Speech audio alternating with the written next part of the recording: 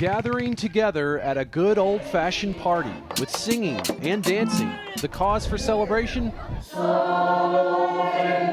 The blessing of a new chapel and the first Mass offered inside this mountaintop church.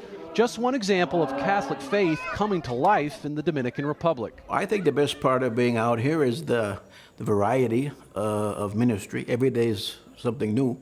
Throughout this patch of rural, rocky landscape in the western half of the country, paved roads and running water can be hard to come by. We're in one of the poorest regions in the Dominican Republic, the Diocese of San Juan de la Maguana. It's about a 3-hour drive away from modern conveniences in the capital, Santo Domingo, and it's where Father Michael Sace has come from even further away to stay. What brings a priest from Green Bay, Wisconsin down to the Dominican Republic and stays for 25 plus years? I offered to come down as a volunteer, and I said I was going to come for 3 years, and now 27 years later I'm still here, so I take it one day at a time. So obviously it has agreed with me.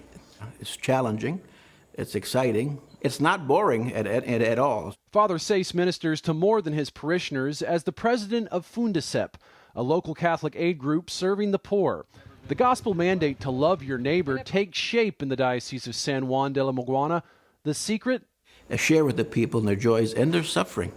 And I think that's a very important thing. Sometimes in the church we can get a little too, how would I say, a little bit more administrative sometimes, and we forget about looking at the person in front of us. Anche nel nostro modo di amare. Pope Francis has described it as being close to the people. Speaking to priests, the Holy Father once said, "Be shepherds with the odor of the sheep. Make it real as shepherds among your flock."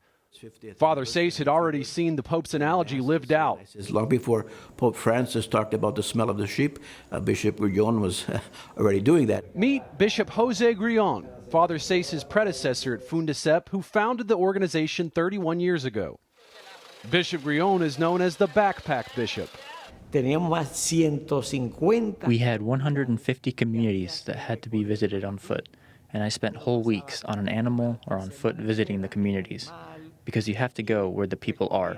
The bishop has to go and share with them, to communicate to them the joy of the encounter with the Lord. As he made in-person visits across the countryside, Bishop Grillon started to see all the challenges facing the poor. So he created Fundicep to give aid and assistance.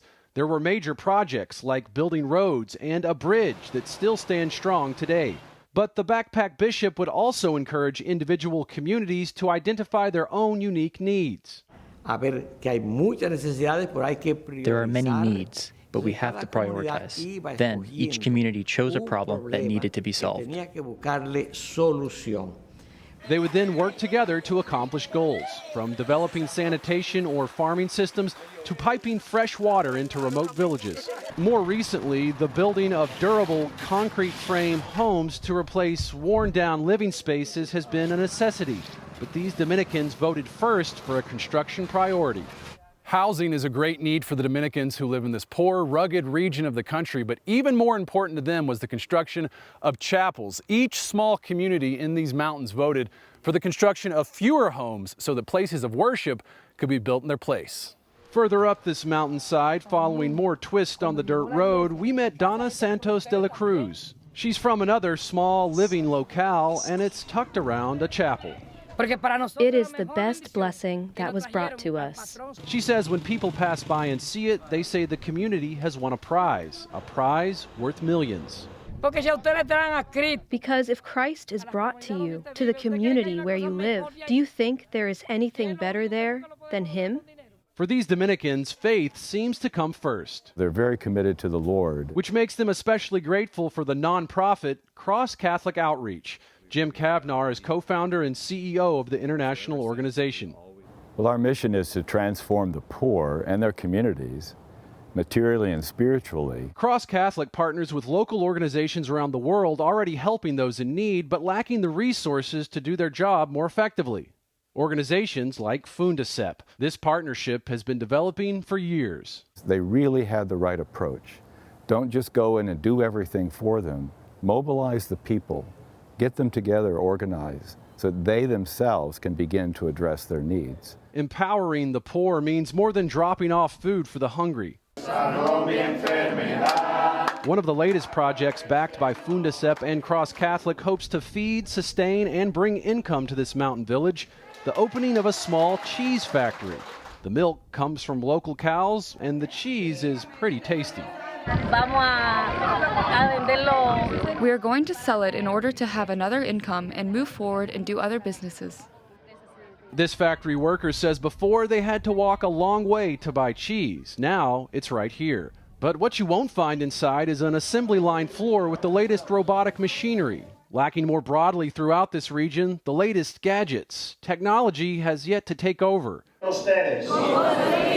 And on this small patch of the globe where the Catholic faith has remained somewhat central, maybe that's a good thing. Father Sayce says conveniences more common in developed parts of the world have begun to slowly show up for better or worse. Years ago, there was no such thing as internet or cell phones and that. So modern things bring good things, but also brings some negative aspects. One negative, a bombardment of distractions from the message of hope and love offered through Christ and his church. Church's attendance has dropped somewhat. So there is that challenge in terms of evangelizing a culture that always isn't really open to evangelizing or hearing the message of Jesus. For now, something of a mountaintop experience is still underway. A celebration inspired by the Eucharist, a church close to the people, and a people centered around Christ. If you could take one thing you've learned from the faith here and bring it to the U.S., what would it be? To trust in God. And I think that's a great thing when you learn from the poor, because the poor have nothing else. And so sometimes we can be so self-sufficient and think that we know everything and think we can do everything because we think we can control our destiny. And really we can't. That's why we have to trust in God. Mark Irons, EWTN News In Depth. Mark will have additional reports from his trip to the Dominican Republic in future EWTN News In Depth episodes. And to find out more about the organization that is working side by side with the people of this island nation, visit www.crosscatholic.org.